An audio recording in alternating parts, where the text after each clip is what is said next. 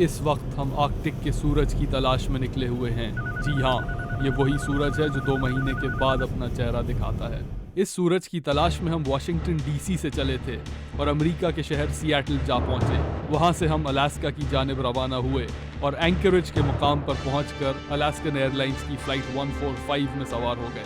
Alaska के शहर Fairbanks पहुंचकर फ्लाइट 145 से मुसाफिर उतर गए और ये जहाज एक माल बरदार तैयारे में तब्दील हो गया। जिस मुकाम पर हम जा रहे थे वो बैरो कहलाता है और आर्कटिक सर्कल से 330 मील अंदर है। ना यहाँ कोई सड़क पहुँचती है और ना कोई रेलवे लाइन। यहाँ पहुँचने का सिर्फ एक रास्ता है और वो है अलास्कन एयरलाइंस की फ्लाइट 145। जिस गाड़ी में हम सफ़र कर रहे हैं उसके शीशे सर्दी से चटक चुके हैं। बाहर का दर्जा हरारत ऐसा है कि बर्फानी लिबास के बावजूद हम सिर्फ 10 से 15 मिनट रह सकते हैं। दोपहर का 1:30 बजने वाला है और चारों तरफ खासी रोशनी हो चुकी है, मगर सूरज का कोई नामो निशान नहीं। आखिर कहाँ है ये सूरज और इसके बगैर ज़िंदगी कैसे गुजरती होगी? ये जानने के लिए हमने दौरा किया बैरो की इमरजेंसी इवैक्यूएशन फैसिलिटी का। ये आर्कटिक सर्कल के अंदर एक जदीद अस्पताल है और यहाँ पाकिस्तान से ताल्लुक़ रखने वाले एक डॉक्टर काम करते हैं।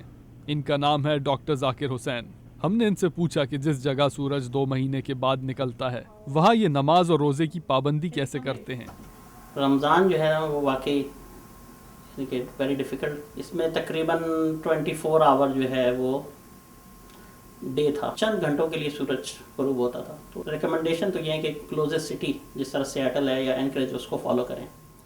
डॉक्टर जाकिर ने हमें बताया कि आर्कटिक सर्कल के अंदर जब 2 महीने की रात होती है तो एस्कीमो कम्युनिटी में मायूसी छा जाती है। यहाँ पर डिप्रेशन काफ़ी है, तो स्पेशली ये बढ़ जाता है जब 24 घंटे की रात शुरू होती है और जब सूरज आने लगता है तो फिर वो भी बेहतर हो जाते हैं।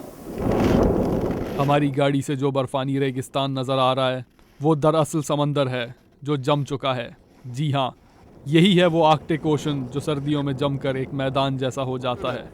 और जैसा कि आप देख रहे हैं ये पूरा समंदर फ्रीज हो चुका है। इसकी लहरें भी आपको जमी हुई नजर आएंगी और मेरी उंगलियां बुरी तरह से फ्रीज हो रही हैं। इस वजह से हमें वापस अपनी गाड़ी की तरफ भागना है। चलो भागो अब, चल चल चल चल चल। इसी समंदर के दूसरे किनारे से वो सूरज निकला जिसका हमको इंतजार था।